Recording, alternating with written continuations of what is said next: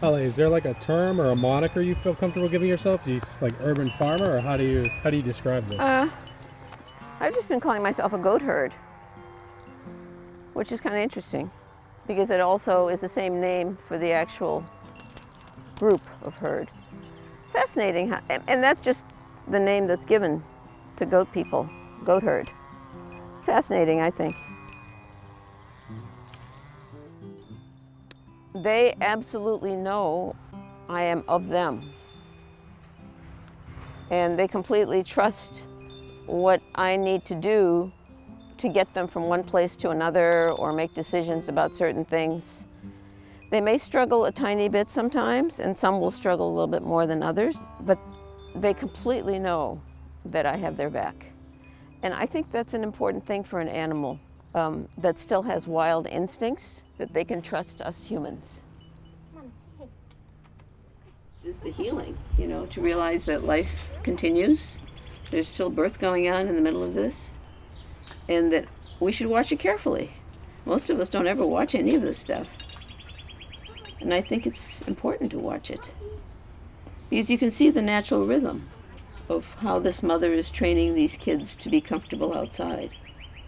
Yesterday, she brought a chipmunk through the bathroom window into the kittens, and it was alive. She let it run around for a while, and then she finally killed it in front of them so that they could learn.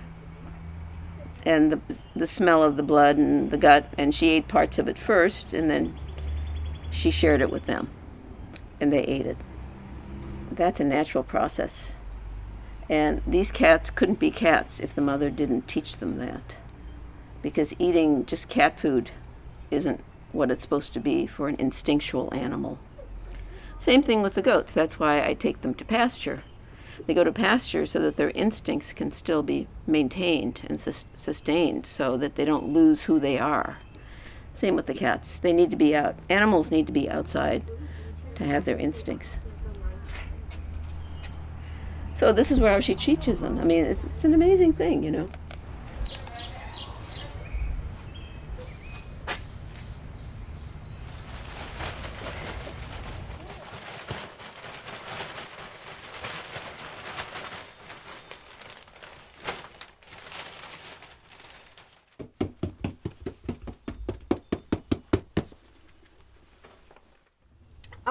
Halea is really great. She has definitely become like a mentor figure to me.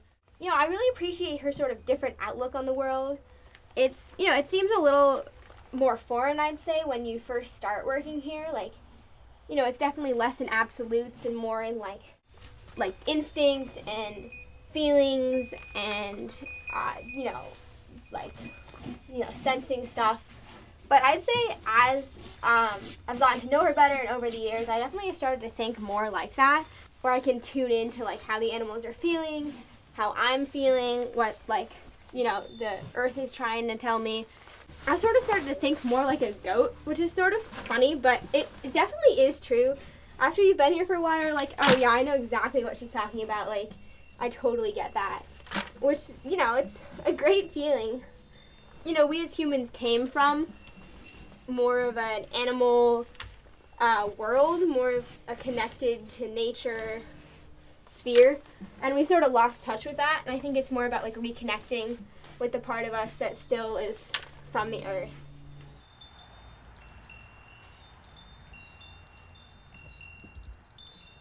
About 15 years ago or so, 16, I started the cheese making 15 years ago, but the whole thing started maybe a little bit earlier because I was teaching in the Middle East. I was teaching my nutrition programs and retreats in terms of my ways of eating and feeding the body for clarity and peace of mind and a better sense of balance emotionally and physically. And in doing that, I would also travel up into the mountains because I was in a mountainous region, and be able to explore what the villagers were doing with all their goats. I mean, this was a goat land in the places that I was visiting. Everyone had goats, everyone made yogurt, everyone made cheese. It wasn't even thought about as being any big deal about anything. Connecting to your own food source is very powerful. It connects you to your instinctual, intuitive understanding as a human mammal. I observe animals in detail regularly to see if it's just us that has these kind of aspects that we're speaking about, even around eating. And I am firmly convinced that probably, I would say, all mammals have these levels of instinct and intuition and understanding about feeding themselves. We're probably the first species that has lost our instinct and our intuitive understanding of what to feed ourselves.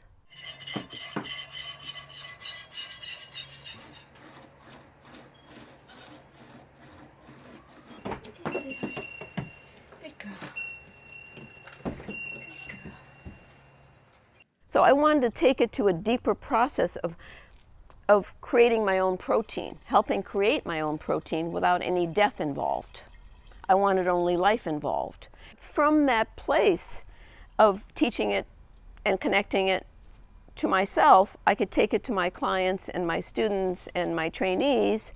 But what started happening is that it started getting bigger in terms of the community around me where I live has been very interested in the goats and what goes on here. So it's flourished into many families, many adults, many children, many teenagers, staying for 6, 8, 10 years now. Some of them are in college from when they first started at 9, 10 years old, and they come back for the summer times to connect. I think this is one of our key words in terms of the goats, and I may use that all the time, but this connection to the process that I talked about with food for me is also the connection that each of us are seeking in our lives. How's Miss Elsa doing? She's doing really good. Good. The babies are good? Yep, I'll get a separator tonight. Yeah. It's hot. Yeah. She'll really like that. Yep. But the oak, so we had the tree people out to our yard yesterday, and they were pruning our oak tree, and I said, well, save all the branches for the goats. So they just left everything in a pile, and I picked out what was good, and we loaded it in the back of the car and in the tarp and brought it over. Yes, so they love oak, they love maple. And then when we were at the dump today, I was very excited because there was a whole bunch of forsythia. So this was, and again, some mulberry. So, I'm taking over my invasive vines or my sticks that I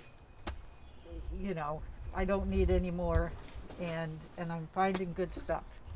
So when I see them in pasture, occasionally I'll bring a little backpack with some snacks and treats, and they know me. They know. They'll come over. Okay, what have you got for us today? But then if they're very good, if I say down, no more, they'll be happy with pets. They'll be happy with pets. We've had so many roses every day. They've been having a diet of roses. Oh, they're eating the mulberries. Okay, so what we do with all the collections of the barn manure is put it out here for people, and everyone who has gardens comes and gets it freely from individuals as well as churches who come and get this. All of this is being saved right now. 7, 8, 9 bags of this for someone who's going to pick it up on early Monday morning, who is completely redoing her garden, and she's going to build the bed to hold roses and raspberries and blackberries so that she can prune it for the girls and come here regularly. So she's digging up all of this into her fresh garden now, and that will be a really wonderful source for us of getting more raspberries and blackberries in the fall especially.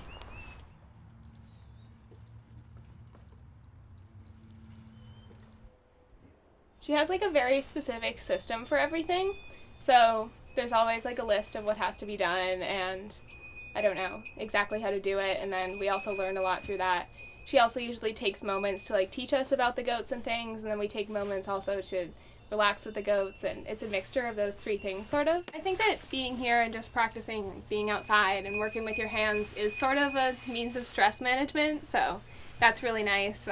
You know, we go to school throughout the week, and then we get to come and be with the animals, and that's really great, and doing more things like this is always good, I think. May May has a certain type of back scratch that she really likes, but it's hard to get right. Yeah. They all really like attention, though, especially Aya, the white goat with the black spots.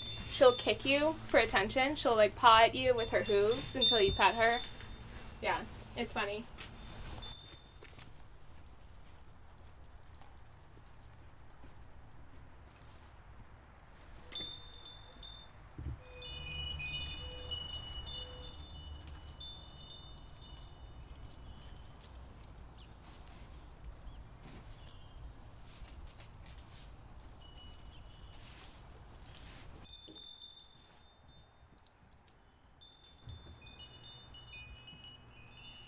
I've explored this over the years as to who am I to them? I ask this question regularly, and I look in their eyes, you know. When you have those connections that are really long-term, just like family members, the communication is deeper. So you don't need words. It's the same as family members, negative or positive, you know, negative or positive in the goat yard too. So I think initially some of the goats that trained me, and that is truth. I had one goat here that is the main goat that I look up to as kind of my mentor in the goat world. She would look at me and say, "Are you paying attention?" Especially before she died, a few months before she died. She wanted to make sure I got everything I could during the time she was here for about 10 years. She'd look at me in such a way. I'd kind of be like spacing out, looking in one direction, and she'd catch my attention and would say, "Look that way, right now." So that level of teaching and the other one seeing her teaching me has brought my level of who they think I am to just a little bit higher, perhaps. Because I try hard, they know I do. The main person who herds you around is seen as someone like myself by them as kind of the leader that they follow. And there's other aspects because of the communication and the connections that you have daily. You're a herd member completely. They treat you equally. So there's these different levels of how they see you. The more you know yourself, and this is the queen goat's teaching to me of sorts. The more you know yourself, the more they trust you. I did feel the responsibility. I also felt, I questioned what I was doing and how I was doing it and what I needed to do and why I was doing all of it. And then perhaps during that time understood that I needed to do it for a bigger purpose of the community. Lexington is a very, very special community in that it has a deep, deep history. And it goes back, you know, to Paul Revere, you know, and the ride that happened. It happens here every year. They go by with horses. And that to me is revolutionary. I love that aspect of history when it's revolutionary and it pushes through. Society, you're always going to have people who are doing slightly different things in society always be misunderstood. Always, always, always. Hopefully the things that are misunderstood for are in a positive vein, you know, and that there's some education and inspiration that goes along with whatever that particular person is going into a revolutionary idea about. I feel firmly that this is a very solid concept in terms of working with animals in a family-based situation for healing of ourselves and the healing of the planet and healing of everything around us. There is a real strong need for this connection. So this community is a perfect Petri dish. Perfect Petri dish. I feel blessed about that.